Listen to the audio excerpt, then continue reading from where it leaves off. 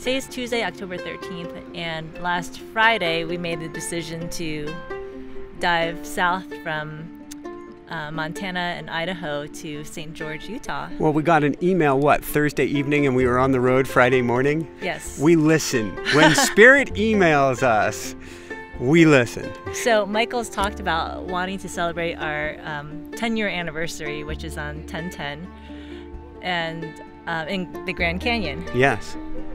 And on Thursday, we got an email from Dr. Bradley Nelson, who's the creator of the Motion Code and the Body Code. And he invited us down to St. George to fly. Not us to fly, but I didn't get to fly.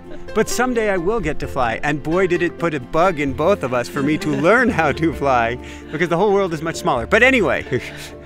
What did he invite us to do? He invited, Dr. Bradley Nelson invited us, said, hey guys, if you ever want to make it down or can make it down to St. George, ever. He wasn't saying tomorrow. If you can ever make it down to St. George, Utah, I would love to take you guys out for a plane ride over, 3 or 4 national parks? He said 4 national parks in 2 hours. At which point we had been socked in with smoke, all sorts of challenges left and right, and what'd we do? Well, one of those 4 national parks was the Grand Canyon. Yes. So we took that as a sign. To get to the Grand Canyon for our anniversary. We got going the next morning and drove straight from Driggs, Utah, snow country, all the way to St. George, palm tree land, in the same day, including 3 hours with a 10-foot wide, 35-foot long RV through Friday evening Salt Lake City rush hour traffic.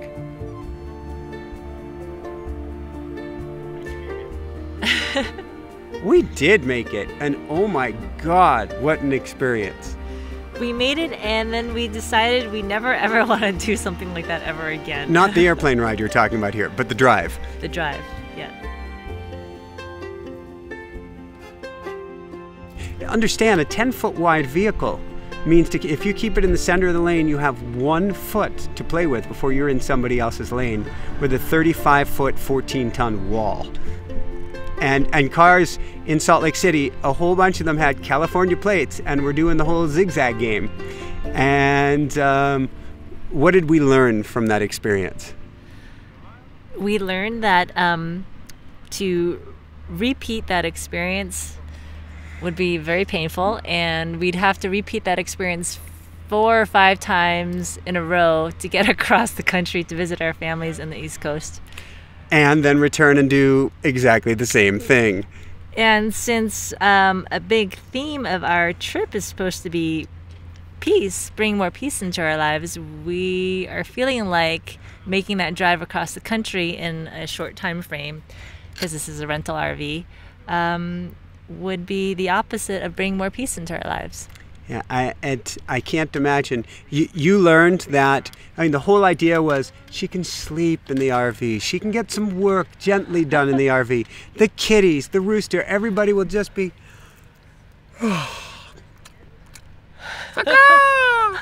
kicked back and relaxed in the RV. But what was it really like?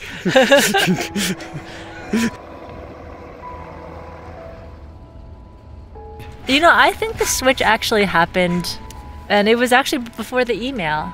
Mm-hmm. I think the switch happened when we already decided to start driving south and head back to Driggs. We're just outside of the north entrance of Yellowstone, mm-hmm. and we made the decision to continue on to Driggs. And then you decided that you wanted to stop in West Yellowstone and go to a souvenir shop and get more of your hematite magnets. Yes. And it was late. Do you need to get enough so you can make a tower like that? Well, I was debating $5 to $10. On top of the $5 you already spent? Yep. Well, I had said I bought these hematite stones, magnetic stones, when we were in West Yellowstone before we went up to Bozeman. And when we got to Bozeman, I laid them all out, and I'm like, I wish I had bought more. I don't know if I'll ever get back to West Yellowstone, but if so, I would like to get more magnets. And go ahead. well, the way the smoke worked out and everything worked out, it was completely unplanned. But here we are back in West Yellowstone. We're back in West Yellowstone, and we're gonna go hunting for food. What the? This is the easiest way to know it's the Ruru tour. Michael on the hunt for food. Where are we? Yogi's Waffles and Grill. I felt the energy shifted when you actually decided to take the time to have some fun, even though it was late and we still had this long drive ahead of us. So it wasn't so much about getting into a rhythm of getting to bed early and waking up early, but getting into a rhythm of slowing down and making space for the fun. So, and I knew that these weren't going to be waffles that were going to be good for me, or I'm allergic to dairy, be good for my system. But I asked you, and I think you said it would be fun. Yeah. So I really wanted to do it, and Michael's really into it too. So we go in, and Michael asks, is there dairy in these waffles? And they're like, oh, yeah, sorry. Yes. I think they laughed. And I said, all right, I'm doing it anyway. And I got white chocolate and chocolate, Belgian waffle with banana. It did come with, and I told them that I am allergic to dairy, but I was going to go for it anyway. It came with ice cream on it and Cool Whip. Because the dairy in the waffle was not going to be enough. Hey, Yogi, what's for dinner? Here's waffles. Maybe it's the mask. The mask is making you crave waffles? Dairy-filled waffles. And I got some honey lemon crepes, and we ate all of it. Scarf City. And it felt great. It did. What are we having for dinner tonight? Waffles. But these will be Pookie made waffles. So that's when I think the energy really shifted. It was a big letting go. So it was a few hours after that experience, maybe it was the following day, where we got that email from Dr. Bradley Nelson. Because we were letting go, and so we immediately emailed him, and I didn't expect him to say, come on down today, but he did. And we did. Eastbound and 9, moving on and trucking. We're doing what they say can't be done. and he operates in the same kind of, well, we all operate in the same world, but he believes in the same things we do, which is in synchronicities and listening to your intuition.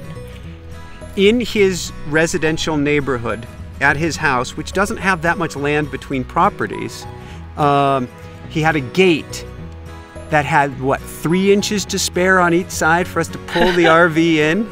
Yeah. And RV hookups. It was we literally pulled into the very last millimeter before driving onto his lawn, which would have just crushed his lawn. It was a perfect fit, wasn't it? Yeah. And then the next morning, we were on our anniversary. We were flying over everything.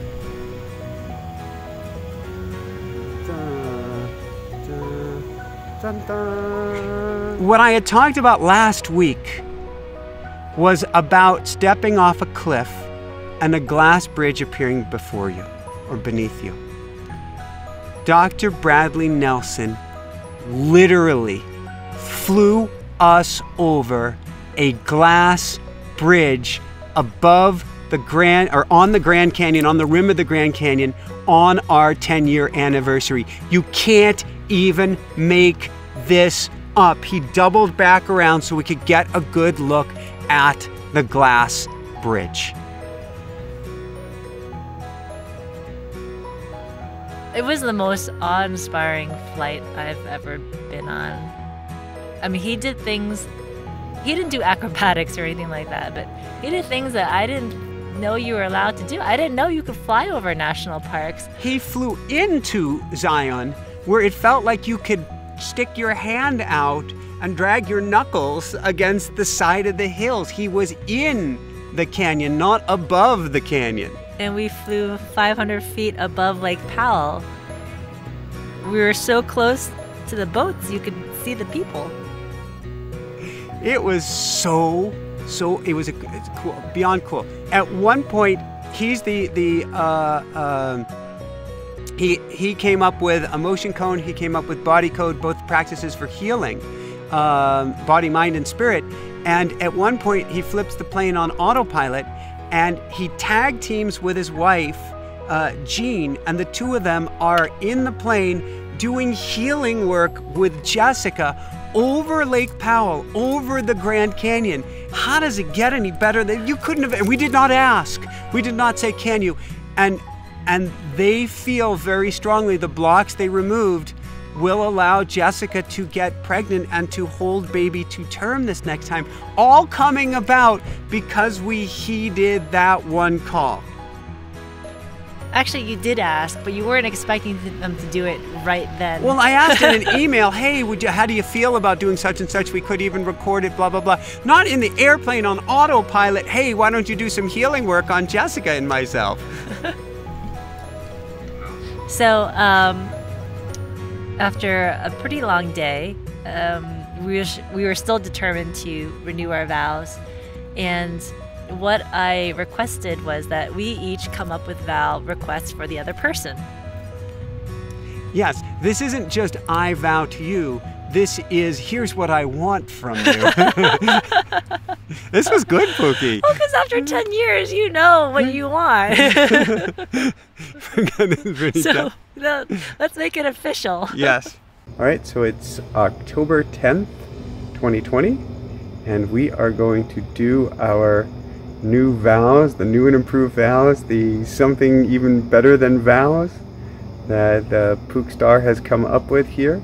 And so, dearly beloved, aww, we are gathered here today.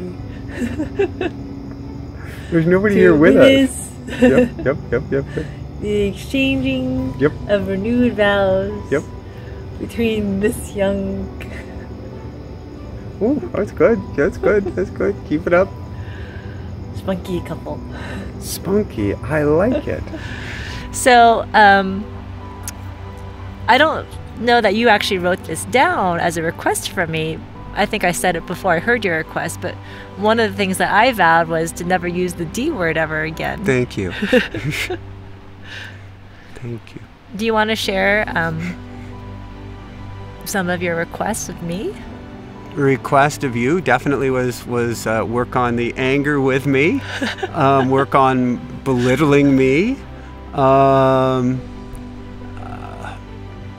I don't know most of them often. I'd have to go grab them and read them, but it was loving and kind requests, and then a few private requests, you could say, as well. Why not? And some lighthearted requests, yeah. like I requested that you vow to be more mindful where you place your keys, your wallet, and your phone. I did great with this for the most part until we moved into this RV, or until we were in the moving process. And now if I grab my keys, I put down my phone. If I go back for my phone, God knows where the keys are. And I am not having a modicum of success with this at the moment. None. Zero. Zippo. But I'm trying. And I vowed also to really going back to that experience, even though it was prior to the experience, to being more of the rock that you can depend on, that you don't have to worry about, and who will take care of you and be your foundation, so that you would feel safe to crumble. Yes. And I put that in the vow. So. And I really appreciate that, because that's like probably the #1 most important thing. And to watch my energy even more. And so I actually put in the vows that I get to, I think I wrote, the way I wrote it is, I vow to slow down without necessarily slowing down, but to slow down on the inside so that I don't spin you out.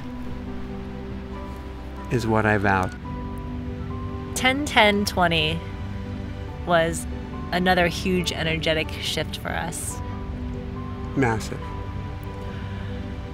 When we first got married on 10-10-10, we hadn't written vows.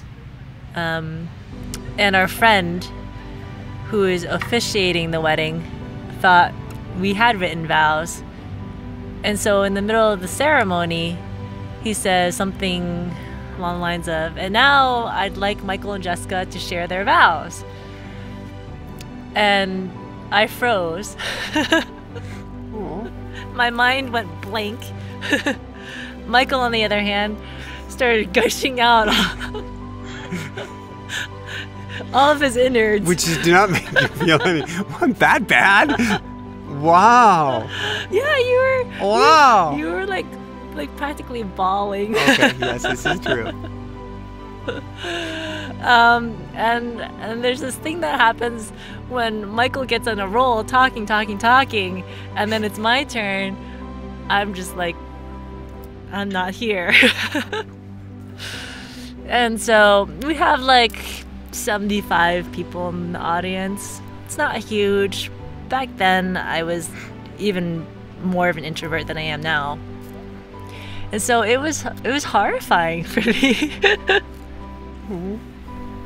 It actually like brings tears to me now, reliving that experience. Not the wedding in general, just that. Oh my gosh. Just that finite specific moment. And I felt really badly that I had not spoken any vows, and I think that actually hurt the relationship. Wow.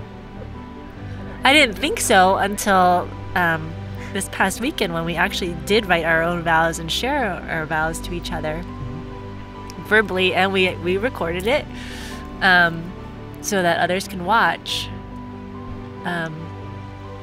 But that act of actually coming up with our own vows, voicing them out loud, and recording it and sharing it with others is a huge energetic shift.